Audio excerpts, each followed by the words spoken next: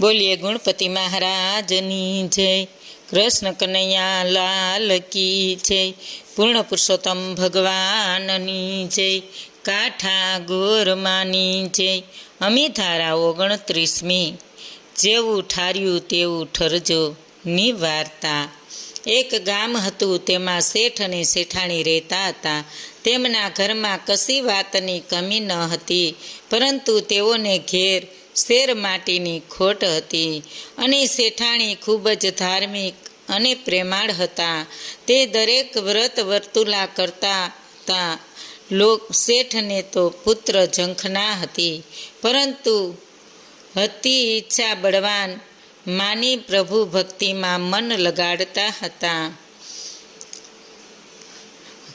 પરંતુ શેઠાણી તો ગમે તેમ સ્ત્રી હતી, અને સ્ત્રીને પુત્ર લાલચા અધિક હોય છે, તેથી તે હંમેશા ચિંતાતુર રહેતા હતા. એવામાં અધિક માસ આવે છે, ત્યારે શેઠાણી શેઠને કહે, સાંભળો છો, આપણે આટલા વ્રત વર્તુલા કર્યા, પરંતુ કશી ફળની આશા રાખી નથી. પરંતુ આ વખતે તમને કહું છું કે પુરુષોત્તમ માસ પુત્ર ઈચ્છા પૂરી થાય એટલા માટે જ નાહવાનો છે. જો પ્રભુની મરજી હશે તો આપણા ઘેર અવશ્ય પારણું બંધાશે અને શેર માટીની ખોટ પૂરી થશે. શેઠ કહે, ભલે, જેવી તમારી મરજી. એમ કહી પુરુષોત્તમ મહિનો નાહવાનો સંકલ્પ કર્યો. બીજા દિવસે પવિત્ર પુરુષોત્તમ માસ આવ્યો હોવાથી શેઠ શેઠાણી નદીએ નાહવા ગયા છે. પુરુષોત્તમ પ્રભુની પૂજા વાર્તા કરી છે, અને આખો અધિક માસ ખૂબ જ પ્રભુ ભક્તિમાં પ્રસાર કર્યો છે. અધિક માસના છેલ્લા દિવસે શેઠ તો મંદિરે પૂજા કરવા ગયા છે, અને પ્રભુને કારીગરીને કહે છે, હે પ્રભુ, હું સાચા દિલથી અધિક માસ નાહ્યો હોય તો મારું વાંઝ્યા મેણું દૂર કરો, નહીતર હું ઘેર જઈ મારી પત્નીને શું જવાબ આપીશ? જો તમે મને પુત્ર નહીં આપો તો હું મારા પ્રાણ ત્યાગ કરીશ. એમ કહી શેઠ જ્યાં જમીને ઉપર માથું પટકાવવા જાય છે, ત્યાં પ્રભુએ દર્શન આપી કહ્યું, બેટા, તારા નસીબમાં પુત્રનું સુખ નથી, પરંતુ જે શ્રદ્ધા ભક્તિથી મારું વ્રત કર્યું છે તેથી હું તમને એક પુત્ર આપું છું. પરંતુ તે પુત્ર તેના લગ્નના દિવસ પછી બીજા દિવસે મૃત્યુ પામશે. બોલો, શેઠ છે પુત્રની ઈચ્છા? ત્યારે શેઠ બોલ્યા, પ્રભુ, જેવી તમારી ઈચ્છા, પરંતુ અત્યારે તો મારું વાંઝ્યા મેણું દૂર થશે અને મારી પત્ની હંમેશા માટે ખુશખુશાલ રહેશે. જા, તારા ઘેર 9 માસે પુત્ર રત્ન પ્રાપ્ત થશે, એવું મારું વરદાન છે.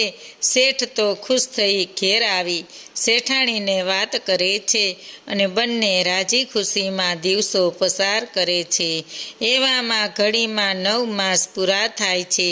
શેઠાણીને પુત્ર જન્મ થાય છે, અને જ્યાં શેઠને વધામણા મળી તો શેઠ તો ગરીબ ગુરબા અન્નદાન વસ્ત્રદાન આપી ખુશ કરે છે, અને આખા ગામમાં સાકર વેચી છે.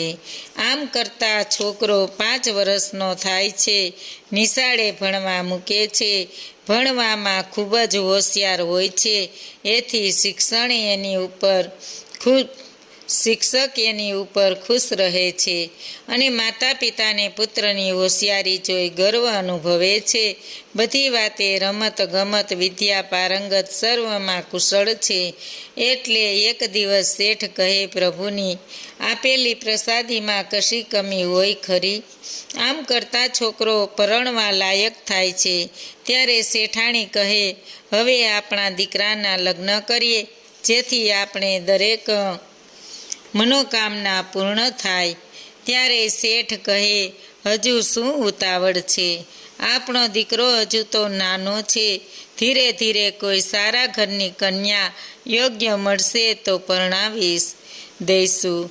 અહીં શેઠ દુકાન ઉપર ગયા છે.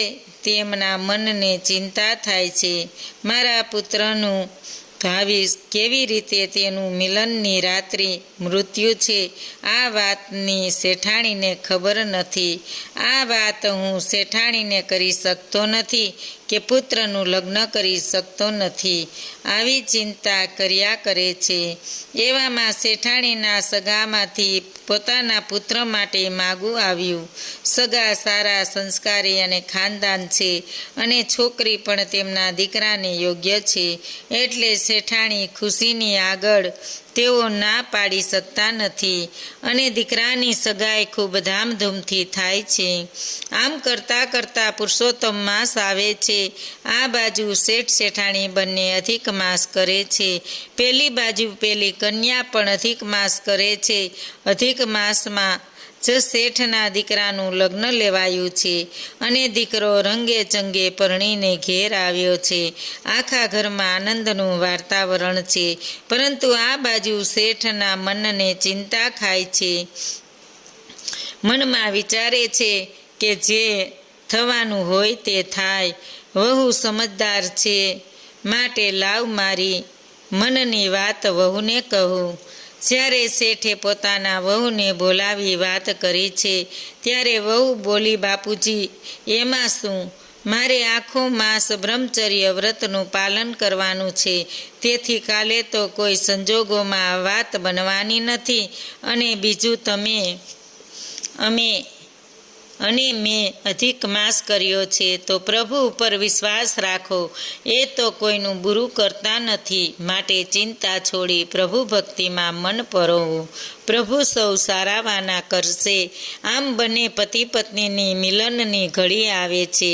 ત્યારે વહુ કહે છે, મારે અધિક માસ હોવાથી બ્રહ્મચર્ય વ્રતનું પાલન કરવાનું છે. તમે પણ આ વ્રત લ્યો. પતિ સમજુ હોવાથી માની ગયો છે. આ બાજુ આમ કરતાં અધિક માસ પૂર્ણ થયો છે. વહુએ આખી 84 કરી છે. ત્યારે પુરુષોત્તમ ભગવાન અને માતાજી ભક્તની કસોટી કરવા ભિખારી અને ભિખારણનું રૂપ લઈ શેઠને દ્વારે આવ્યા છે અને કહે છે, અમે 2 દિવસના ભૂખ્યા છીએ, અમને જમવાનું આપો. ત્યારે શેઠના ઘેર સગાવાલા બ્રાહ્મણો જમતા હતા. છતાં વહુ દોડીને ભિખારી અને ભિખારણને હાથ પકડી અંદર લઈ આવી. પ્રેમથી ભોજન જમાડ્યું છે. જ્યારે જમીને ઊભા થાય છે ત્યારે ભિખારણ કહે છે, જેવું અમારું પેટ ઠાર્યું એવું તારું પેટ ઠરજો. ભગવાન તને 7 છોકરા આપે અને અખંડ સૌભાગ્યવતી રહે એવા અમારા આશીર્વાદ છે. આશીર્વાદ આપી તેઓ જાય છે અને પછી વૈકુંઠમાં આવી પ્રભુ કહે છે, દેવી, તમે કેવી ભૂલ કરી.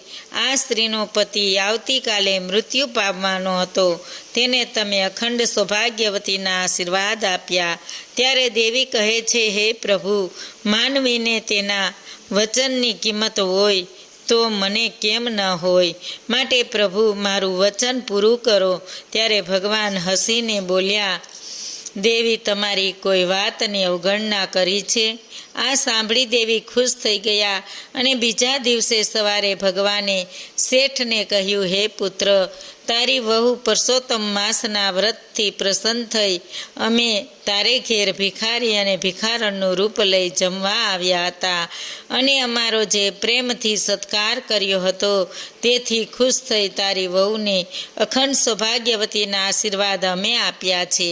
માટે ચિંતા છોડી દેજે. તારા દીકરાને કશું થવાનું નથી.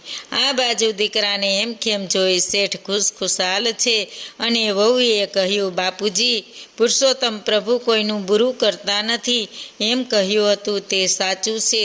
માટે બાપુજી, પ્રભુ ભક્તિ કરો અને શાંતિથી જીવન ગુજારો. હે પુરુષોત્તમ પ્રભુ, જેવા વહુને શેઠ શેઠાણીને ફળ્યા એવા સૌને ફળજો. બોલો પૂર્ણ પુરુષોત્તમ ભગવાનની જય. અધ્યાય 29. વ્રતમાં મધ્યાહન બાદની પ્રવૃત્તિ. શ્રી નારાયણ કહે છે કે હે નારદ, હવે હું તને પુરુષોત્તમ માસના વ્રતમાં બપોરે શું કરવું તે કહીશ. બપોરે પંચ મહાયજ્ઞો કરવા, અન્નનું દાન કરવું, અતિથિ જમાડવું, ગાય કાગડા કૂતરાને ખવડાવવું, પૂર્વ તરફ બેસી ભોજન કરવું, પછી થાળીના આસપાસ હાથથી પાણી રેડી ચોખાની 3 ઢગલી કરવી અને ભગવાનનું ભજન સાંભળવું. જે બ્રાહ્મણ ત્રિકાળ સંધ્યા કરે છે તેનું બ્રહ્મ તેજ વધે છે. જે ગાયત્રી જપ કરે છે તે 14 લોકમાં પૂંજાય છે. 10 દિશામાં નમસ્કાર કરવા. શયન કરતી વખતે સસરાને ત્યાં દક્ષિણ તરફ, પ્રવાસમાં પશ્ચિમ તરફ અને સ્વથળે પૂર્વ તરફ ઓસીકું રાખીશું. ઉત્તર તરફ કદી શયન કરવું નહીં. સ્ત્રીએ પર પુરુષ ગમન અને પુરુષે પર સ્ત્રી ગમન કરવું નહીં. માંસ મદિરાથી દૂર રહેવું. આપ્તજનો પ્રત્યે સંભાવના રાખવી. બોલો કૃષ્ણ કનૈયા લાલ કી જય. પૂર્ણ પુરુષોત્તમ ભગવાનની જય. કાઠા ગોરમાની જય. આજનું ભાવપુષ્પ શ્રી કૃષ્ણ અર્પણમ.